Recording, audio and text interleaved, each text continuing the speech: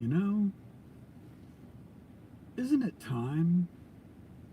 You know, I'm looking at the trees around me. I don't know if you can see them. It's really kind of backlit back there. But all the trees out here I'm looking at have lost probably 90% of their leaves, you know? And it makes me wonder, isn't it time?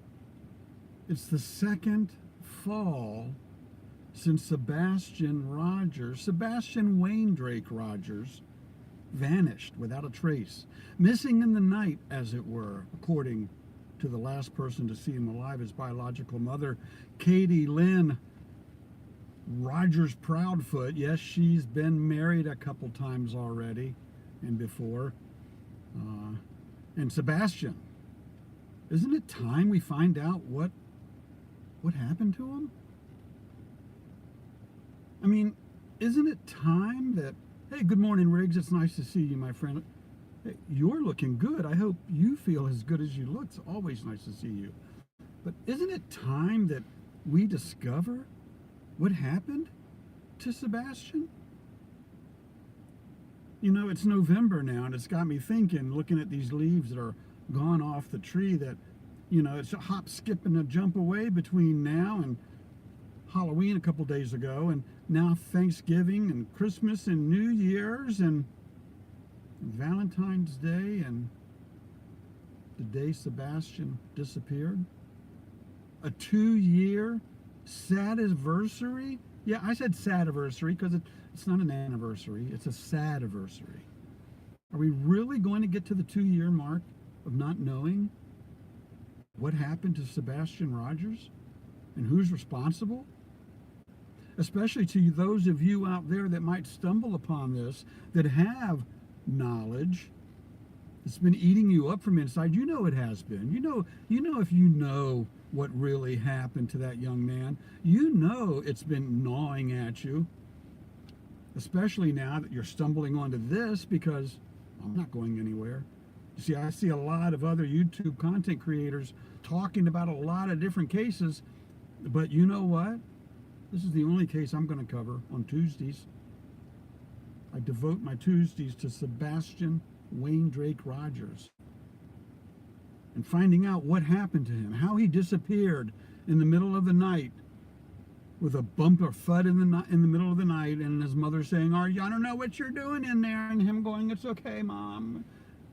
And then the next morning, she wakes up at 6 in the morning and goes looking in his room, and all that's missing is Sebastian, his night clothes, I guess, his black night pants and his black sweaty, and a yellow flashlight.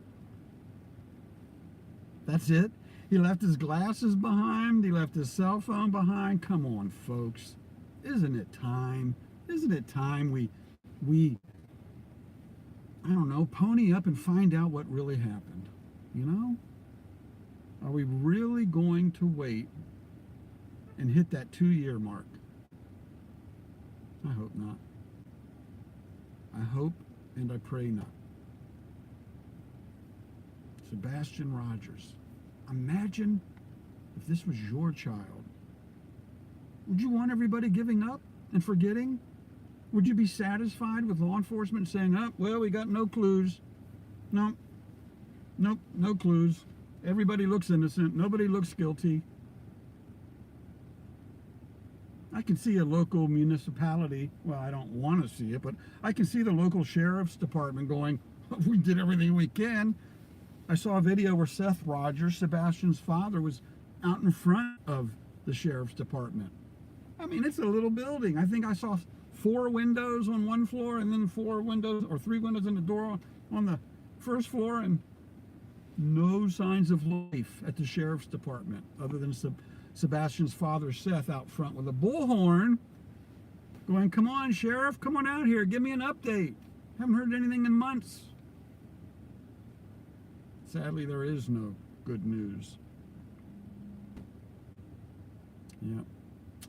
Something's going to happen. I just feel it. You know what? The more of us, if nothing else, if we all just start hoping and praying more, hope goes a long way. Prayer goes a lot further. Trust me when I say I know this. I know this to be true. All right, folks, I don't want to start rambling. I just think it's time that we do something different. And I found myself sitting here in the parking lot with really no script, no forethought, and just thought, you know what? It's Tuesday. It's time for me to share the shocking truth as I see it today. And the truth is, it's time we find out what happened, Katie. We're going to find out what happened, Chris. Can't wait to tell you and find out what happened, Seth. We're going to know. We're not giving up. And if we do, if one person gives up, I call 10 more to stand up. Right? That's where I came from. Where did I come from on this? About 2 years ago, a year and a half ago, I heard people persecuting Bullhorn Betty, right? Andrea Griffith. She was doing everything she could do to bring a light. I just went down a rabbit hole, but I'm going to do this real quick and then I'm going to end. Bullhorn Betty, look her up, folks. She went down a rabbit hole looking to try to get information on more of that will help find Sebastian and the Proudfoots.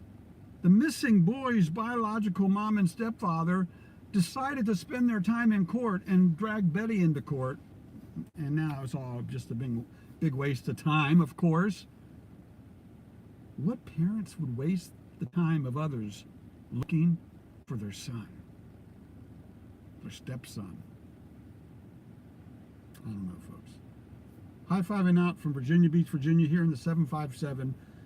Again saying, isn't it time? Maybe that's the problem. Most of us don't wear watches anymore. Maybe we need to start paying more attention to what's around us instead of what's on our phones, right? I'm just saying. High-fiving out I am, SubaruSteve Montgomery in the beautiful resort city of Virginia Beach, Virginia, shouting out Sebastian Rogers one more time.